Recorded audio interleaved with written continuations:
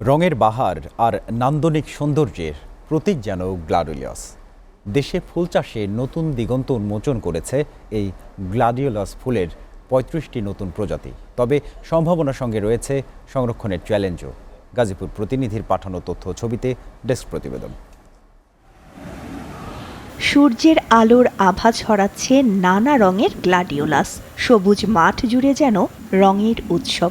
বেগুনি, হলুদ, সাদা রঙে এই ফুলে আঁকা হয়েছে প্রকৃতির ক্যানভাস। বাংলাদেশ কৃষি গবেষণা ইনস্টিটিউটের মাঠ জুড়ে ছড়িয়ে আছে নতুন আবিষ্কৃত ৩৫ প্রজাতির হাইব্রিড গ্লাডিওলাস, যা ফুল চাষে যোগ করেছে নতুন সম্ভাবনার আলো।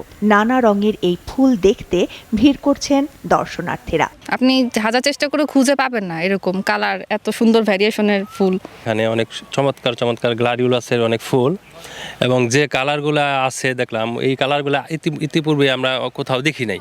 গবেষণার পাশাপাশি প্রান্তিক পর্যায়ে কৃষকদের ফুল চাষে প্রশিক্ষণ প্রদান করা হচ্ছে।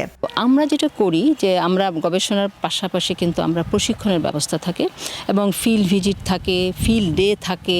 বিভিন্নভাবে ফার্মাররা যেন আমাদের যে টেকনোলজি, এটা হতে পারে যে আমাদের উৎপাদন পদ্ধতি, এটা হতে পারে আপনার পোস্ট হারভেস্ট ম্যানেজমেন্ট পদ্ধতি, এটা হতে পারে ভ্যারাইটি।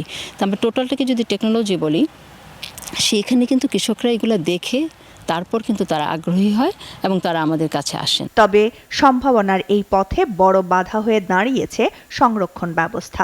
আধুনিক স্টোরেজ না থাকায় ফুলের কন্দ সংরক্ষণে পড়তে হচ্ছে নানা সমস্যায়। কৃষক পর্যায়ে এই বাল্বগুলো ওনারা মূলত সংরক্ষণ করে নিল আলুর যেখানে গুদাম আছে, দ্যাট ইজ কোল্ড স্টোরেজ। নতুন প্রজাতির হাইব্রিড গ্লাডিওলাস ফুল চাষ সফল করতে দরকার আধুনিক সংরক্ষণ ব্যবস্থা। SATV news desk.